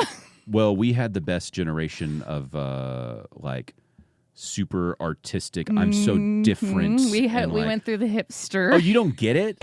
Exactly. Oh, I thought you would have got it. It's so deep. I get it. Like, yeah. And it's not until it's like, now I'm married and have kids, and you're like, oh my God, that's so like shit. What's the movie with Ethan Hawke and Ben Stiller? Old movie where Ben Stiller's like the guy who's got it all together, and Ethan Hawke's the boyfriend who's like the bad boy. I gotta look it up. It's classic. But it's a unique film because Ethan Hawke's like the deep artistic love interest that everybody wants her to get with, whoever it is. I feel like what I is had this to. movie? Is it the religious one? No, that's the one with Ed Norton. Reality Bites. Reality Bites. Yeah. So anyway, Ethan Hawke's like the grungy 90s, like flipping his greasy hair. And it's like, she should be with him. And it's like, I can't believe she's going out with this, business guy, Suit. Ben Stiller, who wears a suit and brings flowers. Yeah. Oh, he's got a career in money. Yeah. You know what? A Porsche doesn't give you happiness, right? All that stuff. Right. And it's like when I watch that when I'm, a teenager or whatever, you're like, why doesn't you just see that Ethan's the choice? But then now, as like a 40-year-old, I'm like, I mean, Ben's got a lot of great things going for him. He's got stability. Yeah, he's got a 401k. He's investing in and stocks. also, it's like when you're watching that when you're young, he's the villain. Yeah, you're watching 100%. It as like this asshole. Oh, totally. Suit and flowers. Yeah. He's opening the door like she's some piece of property. Exactly. And then now you're just like, it seems like a guy who's just trying to be nice and punctual. He's just being a good guy. Making a good impression. And Ethan's a bit dramatic. What's his problem? And it's just funny how your views shift so much with maturity. So much. Because now you just want to slap Ethan Hawke and just be like, dude, it's not that bad. Cheer up. Or like, did you ever see the musical Seven Brides for Seven Brothers? No, I haven't seen that. It's old. I'll have to check it out. It's old. I wasn't really allowed to watch like secular stuff as a kid. Oh, so you're one of those, huh? I was one of those. Oh, okay. What denomination were y'all? Southern Baptist. Oh, okay. Yeah. I grew up in a very, very small town, and so very familiar, and went to plenty of those like Wednesday youth things until it checks in where you're like, oh, well, I don't have anything against religion, but were you small town or? No, I grew up in the military. Oh, that's right. You moved around a lot. All over, yeah. So what is that? Is that like going to services on base or something? How does that work? Where you just find a church, I guess, wherever you live. Yeah, so that's probably a little different than my experience. Our stuff was closer to like the footloose town. Yeah, I mean, but still Baptist, I mean, we were allowed to dance. Yeah, I know they were allowed to dance. My defining moment was like you're at the youth night, which is supposed to just be like community and fun and blah, blah, blah. And you realize depending on how a church runs it, it's all just brainwashing, right? you know, and I'll just never forget, like the youth guy, they were talking about abortion, which is, it's like, I never would have thought abortion would be a hot topic for like 40 years of my life. But he went into the, like, you know, even if you are raped, it's a gift from God. And, and it's like, that was, I don't remember how old I was, probably middle school. And it's like, whoa. Yeah. I don't think this is for me. And I'm not anti-religion, but I'm definitely like, I'm not interested in going to church. Yeah. I'm not going to really listen to you about this unless you're just something making a lot of sense. Yeah. But same. Yeah. Yeah, so you know. An old church group. Yeah. You know, it was my pretty much 7 of my 10 minutes was about growing up religious. Really? Yeah. And did you like it? Were you happy after you performed it? Yes, I was. Did it feel the same as when you were writing it? It felt very cathartic writing it. Really? Yes, That's very good. much so. So this is something you've kind of held in. Oh yeah, for sure. It's well, I don't want to ruin your act, but what was cathartic about it? Gosh,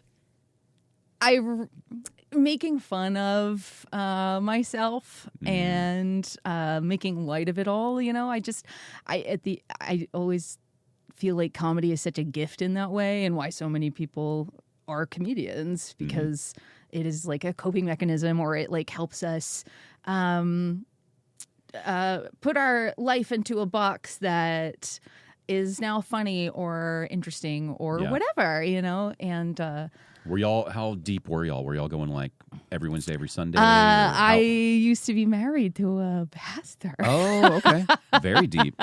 Very deep. Dang, so you were the pastor's wife who everybody's trying to kiss up to. Yes. Yeah, and that snaky double talk that everybody's got. My goodness. How long were you part of that? Part of that. How long were you married and a pastor's wife? Till I was like 28. 28, wow. Well, when did you get married? 23. 23. Okay, yeah. So 5 years being definitely strictly involved in the church. In it to win it. Wow. Yeah. But I will say that the closest thing that I've ever found to like a one-to-one to a church community is the comedy club. Yeah. Well, all the church stuff on paper, I'm all about. Yeah. You know, like I think Gandhi has a great quote where he's like, "I love your Christ. I don't like your Christians. They're not like your Christ." And it's like, I mean, you know, if you guys would chill in a lot of ways, this is a very good thing. Yeah, you know? absolutely. No problem with community, helping each other out. Yeah. You know, we all know the tropes of like the Joel Osteens. And we know who's ruining 100%. 100%. I mean, that's why at the end of the day, I will never not still have all of those like tenets I was raised with inside of me.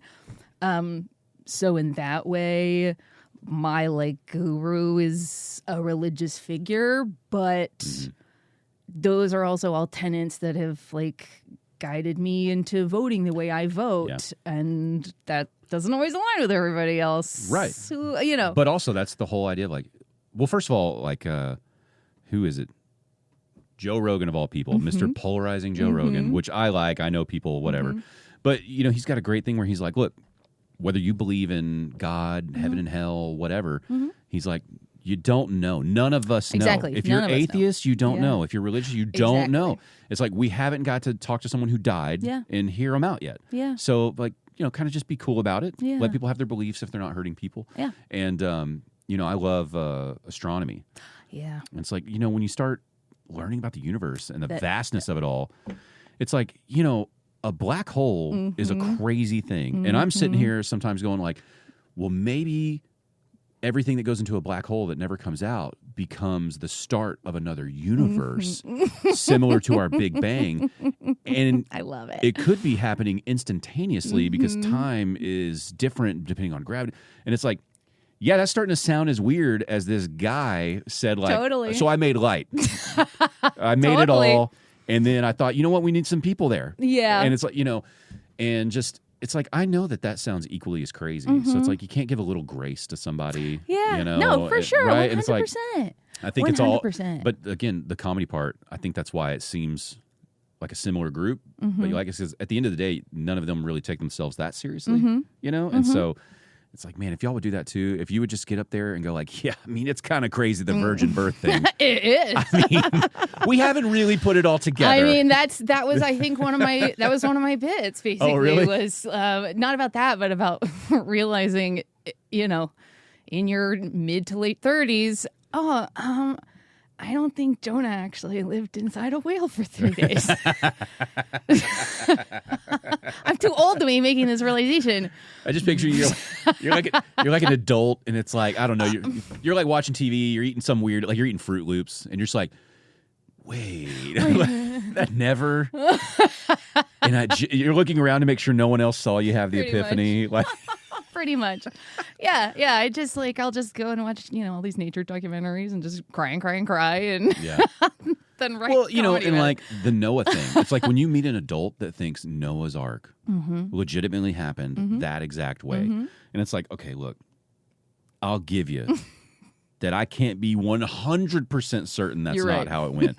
But boy, I'm on 99.9999. Like, I'll give you a shot in the dark because I believe in black holes too. But we've at least used a telescope to see that black hole. Yeah. So, but yeah, I mean, fucking crazy, right? And it's like, I'll try to talk to some people, and again, it's like, I'm not going to get in that argument. I don't give a shit. But you're like, yeah, I mean, it's kind of crazy. It's like, if I was super religious and we didn't have these modern times, and then something like the Central Texas flooding that happened, I might think the whole thing flooded and God was angry because we're good people. What happened here? It's like, yeah, I see why you'd be confused. Absolutely. If there's nothing to explain something to you. Sure. But it's like, I always wondered, what's keeping religion from updating? Like, why do we have to, like, that's why I like astronomy, because you'll see someone like, Neil deGrasse Tyson, who'll be like, what we know currently is this, and people are studying this, and it might change. And it's like, that's a great way. Like, if religion would just be like, so we used to believe in the virgin birth thing. Exactly. What we believe happened now, after studying this, is we think it was a parable for this. Right. And, that's how it went. And I'll go, oh, yeah. Yeah. Adaptation. Okay, great. Yeah. Yes. So, but still love thy neighbor, right? Yeah. Okay. Yeah, I got it. Let's try that out. Exactly. I guess I'll give you 10%. I guess I'll give you 10%. No, you're making more sense. You're making more sense now. Yeah. If it all made sense and it took reality and humanity and truth. A bunch of shit we don't know. Bunch of stuff we don't know. Just say that too. Yeah. I love saying that. Yeah. Ugh, yeah. What do you think of this, man? I don't know. Crazy. It is. I hope crazy. they figure that out in my lifetime. I would love to know what's going on with that. I mean, just because people will be like, oh, like if you leave a religion, how can you have awe? How can you experience the sense of awe? And I'm just like, again, like I watch these nature documentaries and I learn about how like trees send like nutrients to their babies, and it's just like that's awe to me, Or heck, watching it hilarious, like the best comedy show you've ever seen, like. You feel it, and who are you to gatekeep awe? I experience it all the time. Yeah, well, that's like the old. I'm not atheist, but that's the whole thing where like, well, what keeps you from doing bad things? It's like, hey, just because you don't believe something doesn't mean you're going on a murder spree instantly. Like, come on. Exactly. It wasn't like I'm atheist. Where's the gun? I know. Can't wait to kill. Yeah. It's like it's not that way either, And because I'm equally annoyed by, like I get annoyed by the religious part, and I get annoyed by the staunchly non-religious because it's like, hey man, like you're getting so deep into your atheism, it seems pretty religious-y. Yeah, when so, it like, starts becoming your like label, yeah. your identity, You know what religion I love? Have you heard of Pastafarianism? The flying spaghetti monster? Was that like Reddit subculture stuff? Like, no, it's a real thing. It's a real religion. They have a website. You can go read. Yeah, like instead of instead of the 10 Commandments, I think it's like I don't remember the number, but it's like the 8. I'd really rather you didn't. And it's like I'd really rather you not be a sanctimonious prick and use my teachings in your name, blah blah blah, that kind of stuff. And it's poking fun at the ridiculousness of religion. I love that. To the point, what I love about it is in some states. I don't know if it ever went to like a Supreme Court thing, but in some states, you're allowed to take a In some states, you're allowed to take a picture with a colander, like a strainer, on your head for your pasta, because that's part of their belief system, is that the great noodle creator in the sky. And so you can see driver's license pictures of people with strainers on their head. And it's like, if I wanted to push it, even in a place like Texas, if I wanted to push it, there's a high probability that I could get like my work badge picture taken that way or something, because it's my religious right. Right. And are you about to tell me, like, putting something on your head is stupid because there's a few other religions that do that? And are we going to say they're stupid? Or do we live in a country with freedom of religion? And so I love that, just like little bit of a pushback, because they're not taking money. They're not oppressing anyone. Yeah. They're just poking fun at the ridiculousness. Yeah, of it's the like stuff. the guys who started the birds aren't real campaign is like the Oh my conspiracy. God. The only problem now is there's a huge amount of people who think birds aren't real. I know. Gosh. Yeah, but no, you should look it up. The flying spaghetti monster. I will. I wonder if they went nuts when all that pasta was found in like New Jersey. I didn't hear about that. So what you're saying is there was a miracle. That's what I'm saying. From our Lord. Did they think it was it was one of the funniest news stories. It was like some creek in New Jersey and some people Bunch of spaghetti. No, like hundreds and hundreds of pounds of cooked spaghetti. Just in a creek in New Jersey. They're just like, where did this come from? Where did this spaghetti come from? I just picture like a Righteous Gemstones version of the Pastafarians who are like, behold. Exactly. Yeah, or like it's like when people see like Mother Mary and like a piece of toast. Yes. You know, like that Yes. was a Pastafarian miracle. Oh my gosh. I keep forgetting to buy it, but they have the so they have like a very specific let me just find a picture of it. But they have a very specific picture of their god, the flying spaghetti monster. And what they also do is they make the fun little chrome decal, like the Jesus fish. Oh. And so I was like, I got to get one of those chrome decals of the spaghetti monster. That's hilarious. Because it's just one of those, like, if you know, you know. That's and I might just get like a little thumbs up from somebody. I'm like, hell yeah. You I know? love that. I love parody and satire so much. But you know, I believe you can be ordained. And I think with enough work, you can start your own chapter if you wanted to. I love it. I'm all about it. Man, I threw on Idiocracy last night. Amazing. Truly. It had been a minute, too. It's such a great movie. You know who is quickly becoming one of my favorite actors that I didn't realize is Justin Long. For real. He nails when he pops every into something. role. It's so, hilarious. you know, he's the doctor. Yeah. Did you just watch it recently? Last night. Are you going to be offended if I say the word? No. Do you know which word I'm talking about? I think so. When he's giving his diagnosis? Oh, yeah. It's like the word, right? Yeah, he's like, well, I got your results. And like, they're wearing like no sleeves or they have flames on their sleeves. He's like, yeah, so the problem is like, you look, you talk like a It's just because it's that world, right? Yes, and it's like that's that world. The humor is it's so absurd. And Gatorade is water. But then they double down. He's because who is it? Luke Wilson. Yes. He's like, no, you don't understand. I was in a government experiment. And he goes, there you go, talking all again. Oh, Jesus Christ. And it's like, oh my god. But it's just one of the hardest laughs. And it's like, I know people are like, you can't make that joke now, but go watch Justin Long perform that and tell me it's not hilarious. Yeah, it's funny. And dead on when they're trying to represent a culture that has lost all intelligence. All intelligence. How else is he going to say that? Absolutely. To drive home just how much they've regressed. Ugh, for real. You know? Yeah, it was so funny. Yeah, I did like a little like Wilson Brothers marathon because I did Shanghai Nights before. Oh, nice. With Jackie Chan. I mean, Idiocracy is definitely one of the go-tos where I'm like, for sure. If you don't understand the world right now, watch the show. Watch Idiocracy. But what I love about Idiocracy is there is like a weird thing where if I show that to a liberal, they're like, yep, all these conservatives outbreeding us. Yep. And then if you show it to a conservative, they're like, all these damn liberals outbreeding us. The dumb everybody thinks the other group's the dumb one. And it's like, I think it's all of us. I think it's every single one of us right now. If we're putting like what some random stranger on the internet said above what our friends and family are telling us, yeah. Well, what are you going to do? Yeah. What are you going to do? Yeah, because there's a song I love by this punk rock band called NoFX called The Idiots Are Taking Over. And it was written in like post 9/11 George Bush era. And so this was a group of liberals writing a song about conservatives and, what were we just talking about? Fundamental Christian nature, like taking over politics. And if I played that song now to a conservative, they'd be like, this is about all those blue-haired liberals, right? And I'd be like, exactly. If that's how you take it, huh? Exactly. You know? It's so people weird. Think that about like V for Vendetta, like this is about my side. Mm-hmm. We're all just people. Just trying to make our way in this world. Just be cool. Exactly. Just be cool. You hurt anybody? Yeah. I know. The problem is we hit these little roadblocks with restrooms and college sports. And it's like, well, now we got to figure out who's not being cool here. And depending on who's arguing the point, I see your side.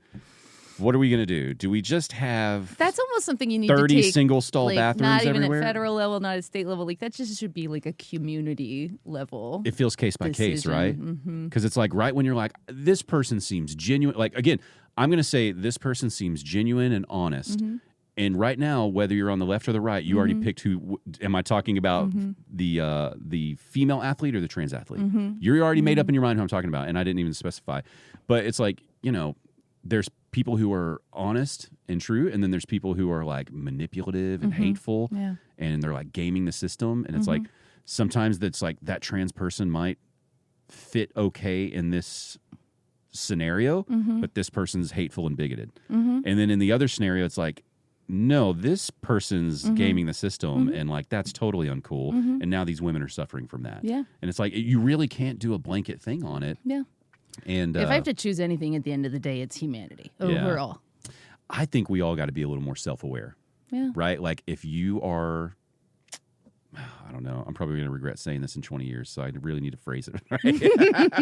No, but when I was playing like punk rock music, I understood that not every venue in the world wanted to hear punk rock music, right? And so if I go play at a certain venue, it's not going to go well. And like not only might they not enjoy the music, it's like they might just kick my ass. Right? And it's like, I mean, what's wrong with just being a little self-aware of going like, my choices in life have given me certain limitations, and that's fine. We don't all get to have it all. Right? We got like, I can excel in this way, and that way probably not. And it's like, I just think if people did that, it would probably be a lot easier with all these real difficult topics. Absolutely. And I mean, again, like people, it just seems like it becomes such an identifier, it becomes like your group identifier, and everybody is so much more than all of that. You know, like I've never met a person more or less that I can't find something in common with. Could you imagine if you committed to the high school version of you for your whole life? Oh, it'd be terrible. What a nightmare. Right? Like if my views never the identity I chose when I was like 18, if I had stuck with that. Truly. I am a 1,000% different person. I feel like I took the best parts of that identity. Same. But now look at him like, yeah, that guy was kind of a jackass in those other ways, right? And it's like, whatever happened to just understanding that? You know?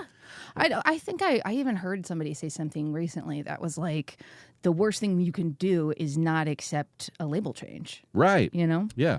If it's a genuine one, go for it. Go for it. Like, and reinvent it's yourself. Okay. It is okay to change. It's okay to change your mind. If anything, I love the humility in that.